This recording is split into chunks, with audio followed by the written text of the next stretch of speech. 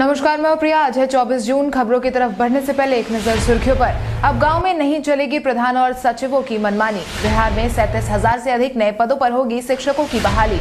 Merit list से नाम हटाए जाने पर भड़के STET अभ्यर्थी। वायु प्रदूषण को कम करने के लिए बिहार में बनेगा पाथवे। चले बढ़ते हैं बिहार की 25 बड़ी खबरों की ओर विस्तार से। बिहार वासियों के लिए फिर से पटरी पर लौट रही है 8 जोड़ी स्पेशल ट्रेनें। बिहार वासियों के लिए खुशखबरी, यात्रा में हो रही समस्या से बिहार वासियों को जल्द ही छुटकारा मिलने वाला है। मिली जानकारी के अनुसार भारतीय रेलवे ने हाल ही में आज से 8 जोड़ी स्पेशल ट्रेन के परिचालन को एक बार फिर से हरी झंडी दे दी है, जिसके तहत मुजफ्फरपुर नरकटियागंज, पटना भभुआ रोड, गया और आरा के रास्ते, दानापुर राजगीर, धनबाद रांची, हावड़ा धनबाद, रांची देवघर और गया धनबाद रूट पर विशेष यात्री ट्रेनों की सेवाएं बहाल कर दी जाएगी। इसी बीच दिल्ली पैसेंजर एसोसिएशन की तरफ से यात्रियों की सहूलियत को ध्यान में रखते हुए रेलवे अधिकारियों से Patna Buxar, Pandit Deendayal Upadhyaya junction, Patna Barauni via Pataliputra junction, Patna Jhajha, Danapur Mokama, Sasaram Patna और इस्लामपुर पटना मार्ग जल्द से जल्द मेमू ट्रेनों की सेवाएं बहाल करने की गुजारिश की गई है।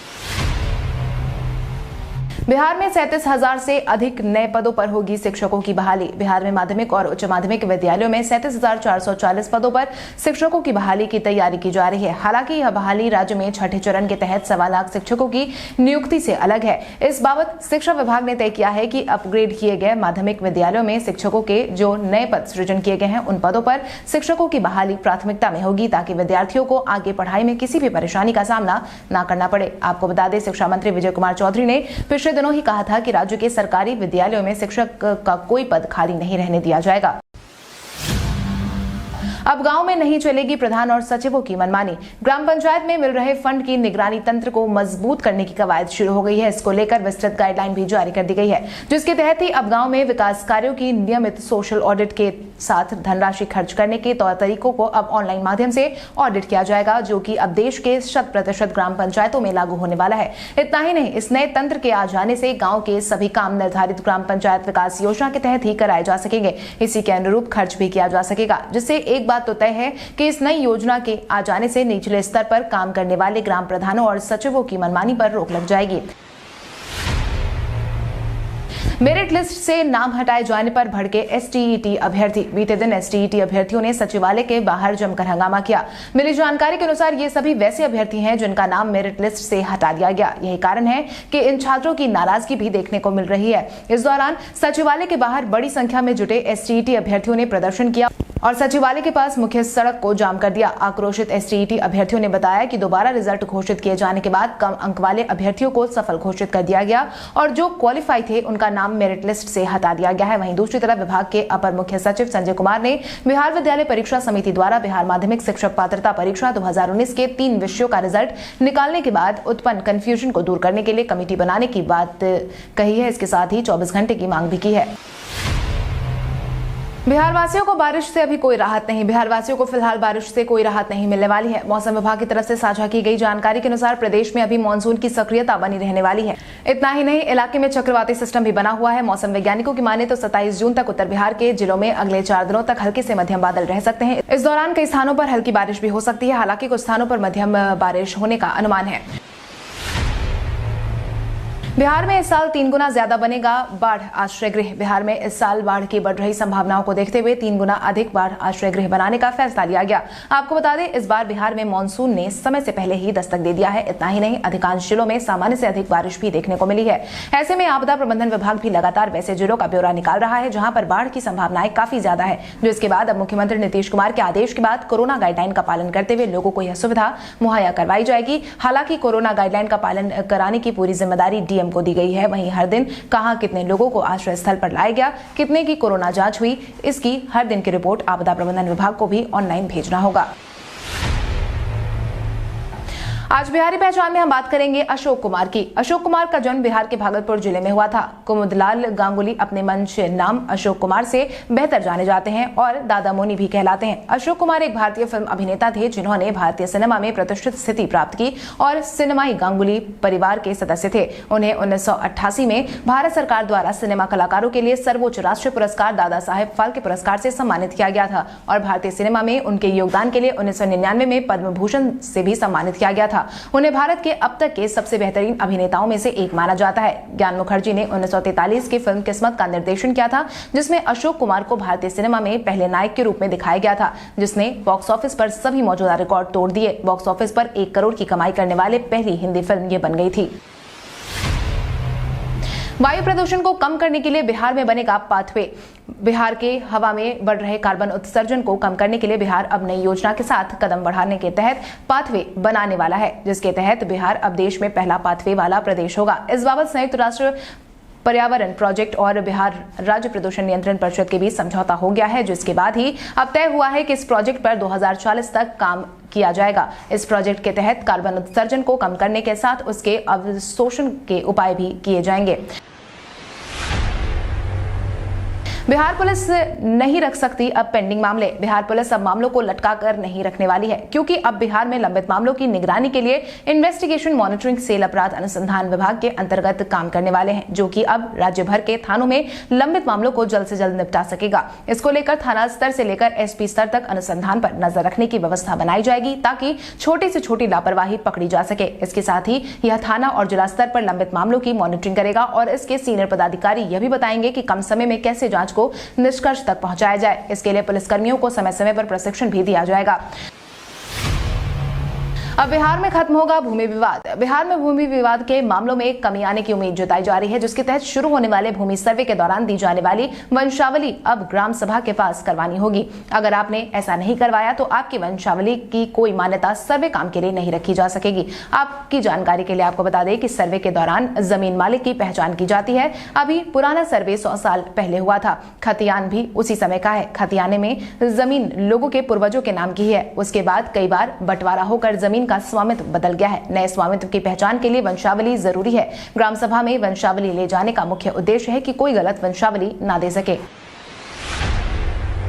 भागलपुर में पहली बार हुआ काले अमरूद का उत्पादन। अमरूद की कई प्रजातियां आपने देखी होंगी जो अमूमन ऊपर से हरे रंग की होती हैं, लेकिन अब अगर आपको काले रंग के अमरूद दिखे तो हैरान होने की कोई जरूरत नहीं है, क्योंकि अब बिहार में भागलपुर जिले में काले अमरूद का उत्पादन शुरू हो गया है। आपकी जानकारी के लिए आपको बता दें कि बिहार कृषि विश्वविद्यालय में 2 साल पहले अमरूद का पौधा लगाया गया था, उसमें फलन अब शुरू हो गया है। एक पौधे में 4 से 5 किलो का फलन हुआ है। एक अमरूद औसतन 100 ग्राम के आसपास का है। BAU अब इस शोध में जुट गया है कि कैसे इस पौधे को आम किसान उपयोग में लाए। जानकारों की माने तो यह अमरूद बुढ़ापा रोकने में कारगर होगा। गंडक नदी बनेगी कंजर्वेशन रिजर्व। सरकार अब जल्द ही गंडक नदी को कंजर्वेशन रिजर्व बनाने की तैयारी कर रही है। जानकारों की माने तो इस नदी में भारी संख्या में घड़ियाल, मगरमच्छ, डॉल्फिन, कछुए सहित कई प्रकार के जलीय जीव मौजूद हैं, जिनका संरक्षण किया जाना बेहद ही जरूरी है। इसी को लेकर बिहार सरकार ने तैयारी भी शुरू कर दी है। Wild life of India trust के सहयोग से सर्वे का काम शुरू भी हो गया है। आपकी जानकारी के लिए आपको बता दें, गंडक नदी बिहार के गोपालगंज, मुजफ्फरपुर और सारण होकर सोनपुर में गंगा में मिल जाती है। अब इन जिलों में बड़े जलीय क्षेत्र को कंजर्वेशन रिजर्व बनाए जाने की तैयारी चल रही है। अभी सर्वे का काम चल रहा है। बिहार में पानी के लिए चुकाने होंगे पैसे। मुख्यमंत्री नीतीश कुमार की महत्वाकांक्षी योजना हर घर नल का जल कई जिलों में पूरा किया जा चुका है। वहीं जिन जगहों पर यह पूरा नहीं किया गया है, वहां पर भी इसे जल्द से जल्द पूरा करने की तैयारी हो रही है। इसी क्रम में अब जिन भी घरों में सरकारी योजना के तहत पानी पहुंचाया जा रहा है, उनको पानी के लिए राशि का भुगतान करना पड़ेगा। योजना के तहत पानी की बर्बादी रोकने के लिए कैबिनेट से मेंटेनेंस पॉलिसी को स्वीकृति मिली है, जिसके बाद अब सभी लाभुकों को प्रति महीने में 30 रुपए देना होगा। PHED सचिव जितेंद्र श्रीवास्तव ने कहा है कि बुधवार को विभाग से जिलों को निर्देश भेज दिया जाएगा और नोटिफिकेशन भी निकाला जाएगा। अगले महीने होगी JEE की परीक्षा। कोरोना के कारण JEE परीक्षा को स्थगित कर दिया गया था। हालांकि परीक्षा के आयोजन को लेकर तारीख जारी कर दी गई है, जिसके तहत अब यह परीक्षा 17 जुलाई को आयोजित करवाई जाएगी। वहीं परीक्षा परिणाम को 14 अगस्त को जारी किया जाएगा।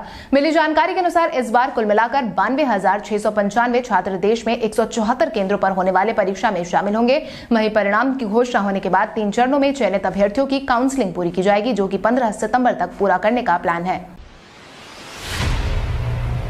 अब सरसों तेल की कंपनियां नहीं कर पाएंगी मिलावट। अब सरसों के तेल में मिलावट का कारोबार बंद होने वाला है, क्योंकि अब आप खुद से सरसों के तेल में मिलावट हुई है या नहीं, इस बात का आकलन कर सकते हैं। इतना ही नहीं, अगर आपको तेल कंपनी पर शक होता है तो आप इसकी शिकायत भी खाद्य सुरक्षा विभाग से कर सकते हैं, जिसके बाद आपकी शिकायत पर कंपनी से लेकर दुकानदार तक फूड सेफ्टी एक्ट के तहत मुकदमा दर्ज किया जाएगा। इसको लेकर सभी कंपनियों को अब तेल से जुड़ी पूरी जानकारी पैक पर देनी होगी। ऐसा नहीं करने वालों के खिलाफ भी कार्रवाई होना तय है। इसी क्रम में पटना में छापेमारी के दौरान 2 दुकानों पर ऐसे सरसों के तेल पाए गए जिसमें 70% सरसों के साथ 30% अन्य खाद्य तेल मिलाया गया था। ऐसे दुकानदारों को चेतावनी दी गई है कि वो तेल की कंपनी को वापस करे। आज होगा मुख्यमंत्री नीतीश कुमार की आंखों का ऑपरेशन। मुख्यमंत्री नीतीश कुमार के दिल्ली दौरे को लेकर बिहार के राजनीतिक गलियारे में खूब सारी चर्चाएं चल रही थी। वहीं जारी अटकलों के बीच आज मुख्यमंत्री नीतीश कुमार की आंखों का ऑपरेशन होने वाला है। इसको लेकर वो दिल्ली एम्स में भर्ती होने वाले हैं, जिसके बाद मुख्यमंत्री नीतीश कुमार फिलहाल अगले 1 हफ्ते दिल्ली में ही रह सकते हैं। बताया जा रहा है कि मुख्यमंत्री दिल्ली में नवनिर्मित बिहार सदन में ठहरे हुए। वहीं दूसरी तरफ सीएम नीतीश और प्रधानमंत्री नरेंद्र मोदी की मुलाकात की चर्चा भी तेज है। 2 महीने बाद बिहार पहुंचते ही तेजस्वी ने एक को दी सलाह तो दूसरे पर कसा तंज। 2 महीने बाद बिहार से बाहर गए तेजस्वी यादव की बिहार वापसी हो गई है। वहीं वापस लौटते ही तेजस्वी यादव अपना विपक्षी धर्म दिखाते देखे गए, जहां उन्होंने एयरपोर्ट से निकलते ही एक तरफ लोजपा को सलाह दी, वहीं दूसरी तरफ मुख्यमंत्री नीतीश कुमार पर तंज भी कसा, जिसके तहत उन्होंने कहा कि चिराग भाई को अब भविष्य की राजनीति के लिहाज से फैसला ले लेना चाहिए। तेजस्वी ने कहा कि यह चिराग पासवान को तय करना है कि आगे वो क्या करेंगे, लेकिन अभी भी वक्त है कि वो बंच ऑफ थॉट वाले लोगों का साथ छोड़ दे। इसके साथ ही मुख्यमंत्री नीतीश कुमार पर निशाना साधते हुए उन्होंने कहा कि लोक जनशक्ति पार्टी में जो कुछ भी हुआ है उसके लिए नीतीश कुमार कितने जवाबदेह हैं यह सबको मालूम है। यह अलग बात है कि नीतीश कुमार इससे पल्ला झाड़ रहे हों। बिहार में कोविड-19 के मिले 300 से कम मामले। स्वास्थ्य विभाग की तरफ से मिली जानकारी के अनुसार बिहार में बीते दिन के पिछले 24 घंटे में कुल मिलाकर 298 मरीज की पुष्टि हुई है, जिसके बाद बिहार में एक्टिव मरीजों की संख्या 2704 पर पहुंच गई है। इसके साथ ही बात करें अगर प्रभावित जिलों की तो अररिया में 1, अरवल में 5, औरंगाबाद में 1, बांका में 1, बेगूसराय में 10, भागलपुर में 1, दरभंगा में 14, ईस्ट चंपारण में 11, गया में 3, गोपालगंज में 11, जमुई में 3, कैमूर में 3, कटिहार में 4, खगड़िया में 1, किशनगंज में 5, लखीसराय में 15, मधेपुरा में 12, मधुबनी में 2, मुंगेर में 7, मुजफ्फरपुर में 17, नालंदा में 3, नवादा में 7, पटना में 71, पूर्णिया में 10, सहरसा में 15, समस्तीपुर में 12, सारण में 17, शेखपुरा में 4, सिवान में 8, सुपौल में 4, वैशाली में 6, वेस्ट चंपारण में 1 मामलों की पुष्टि हुई है। इसके साथ ही 8 ऐसे मामले सामने आए हैं जो दूसरे राज्यों के हैं, लेकिन इनके सैंपल बिहार के अलग अलग जिलों में कलेक्ट किए गए हैं। इसके साथ ही बीते दिन के पिछले 24 घंटे में कुल मिलाकर 1,06,652 सैंपल की जांच की गई। वहीं 398 मरीज ठीक होकर घर वापस लौटे हैं।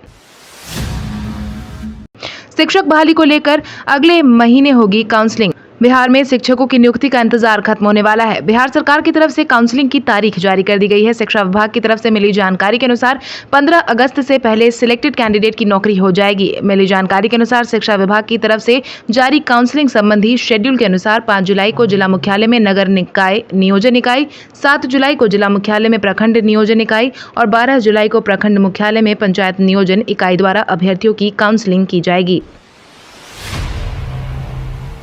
राजद सांसद अमरेंद्रधारी सिंह की जमानत याचिका हुई खारिज। फर्टिलाइजर घोटाला मामले में पकड़े गए राजद सांसद अमरेंद्रधारी सिंह की जमानत याचिका को खारिज कर दिया गया है। बिहार में राजद कोटे से राज्यसभा सांसद अमरेंद्रधारी सिंह को ईडी यानी कि प्रवर्तन निदेशालय की टीम ने दिल्ली से गिरफ्तार किया था। उन्हें उर्वरक घोटाले के लिए एक केस में गिरफ्तार किया गया था।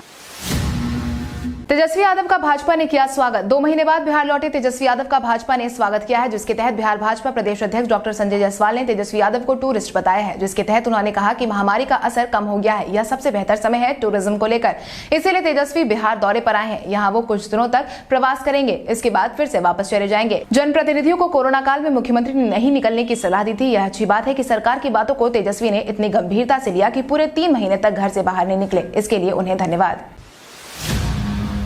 बिहार बाढ़ को लेकर राहुल गांधी ने जताई चिंता। बिहार में बारिश के कारण कई गांव में पानी घुस आया है। वहीं बाढ़ के हालात समय के साथ और ज्यादा बढ़ते जा रहे हैं। वहीं बाढ़ को लेकर कांग्रेस दल के पूर्व अध्यक्ष राहुल गांधी ने ट्वीट जारी किया है, जिसके तहत उन्होंने लिखा कि बाढ़ पीड़ित परिवारों के साथ मेरी संवेदनाएं। कोरोना के समय में ये आपदा एक बड़ी त्रास से निकलकर सामने आई है। मैं कांग्रेस के साथियों से अपील करता हूं कि राहत कार्य में हाथ बटाएं। हमारा हर कदम जन सहायता के लिए उठे, यही कांग्रेस विचारधारा की असली पहचान है।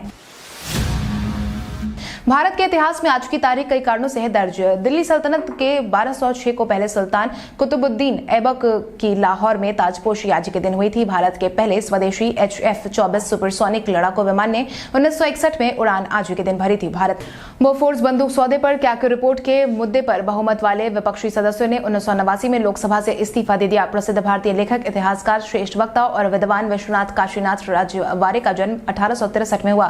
भारतीय इतिहास की प्रसिद्ध रानियों में से एक रानी दुर्गावती का निधन 1564 में आज के दिन हुआ था।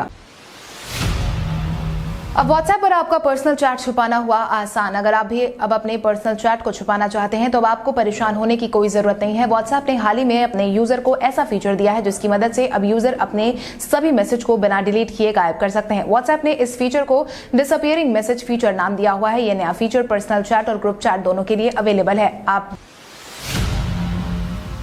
अब आइए जानते हैं सराफा बाजार और पेट्रोल डीजल के क्या थे भाव। अगर हम सराफा बाजार की बात करें तो सोने का भाव 23 जून को 22 कैरेट के लिए प्रति 10 ग्राम 46,110 रुपए था। वहीं 24 कैरेट के लिए प्रति 10 ग्राम 47,110 रुपए था। इसके साथ ही अगर हम चांदी की बात करें तो चांदी का भाव प्रति किलो 67,900 रुपए था। इसके साथ ही राजधानी पटना में पेट्रोल की कीमत 99.55 रुपए प्रति लीटर और डीजल 93.56 रुपए प्रति लीटर था।